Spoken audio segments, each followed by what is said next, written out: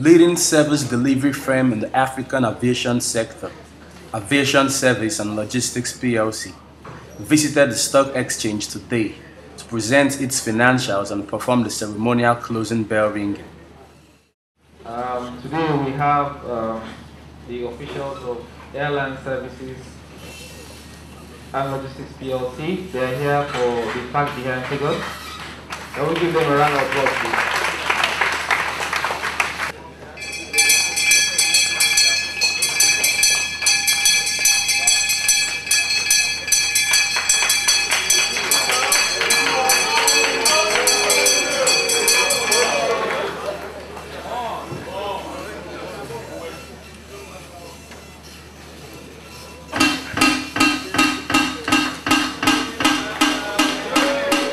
Received at the stock exchange by Mr. Haruna Jalo-Waziri, the Executive Director, Business Development, NSE.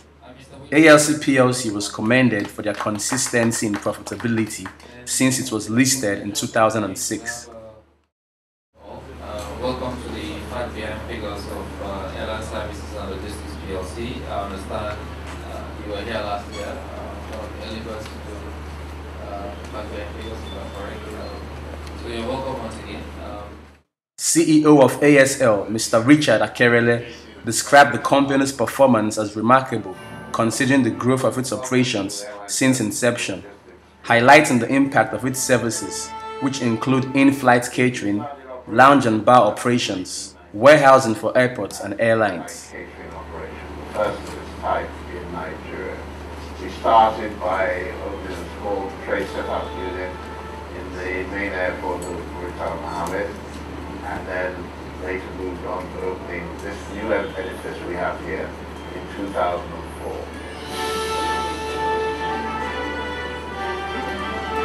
From a small company with general turnover has been fairly constant, at average about 3.6 to 3.65 over the last 5 years. You can see in 2009, which is the important year, it's 3.9, that's the highest.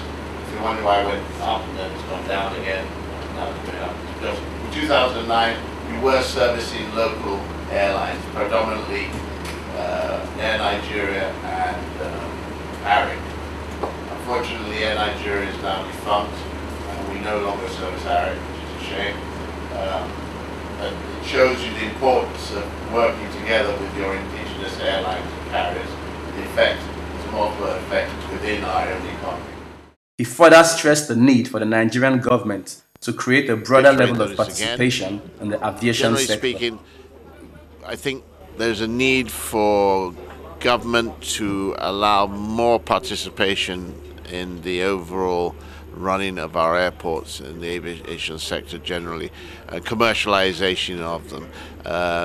This doesn't mean they should hands off, because they're still going to be the regulatory body, and the Ministry of Aviation is still the overarching controller of the sector. However, I think at the lower level, which I call management of airports and such like, and businesses like our own, private enterprise is far better positioned, mainly because if we put our money in, we don't survive unless we can make enough money to get it out.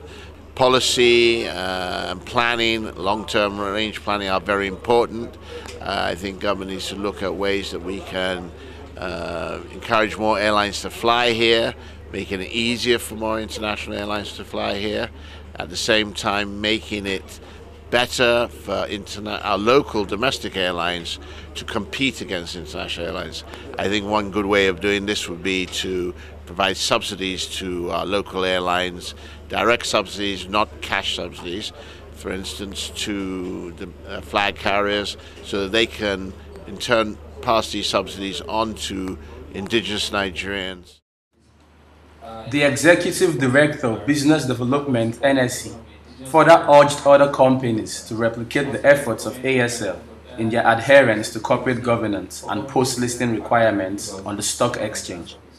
The exchange believes that corporate governance is one of the basic elements of ensuring a sound investment environment and maximizing shareholder returns or value, if you like. I would like to use this opportunity to appeal to all quoted companies to replicate the example by continuing to abide by the post-listing requirements of the Nigerian Stock Exchange.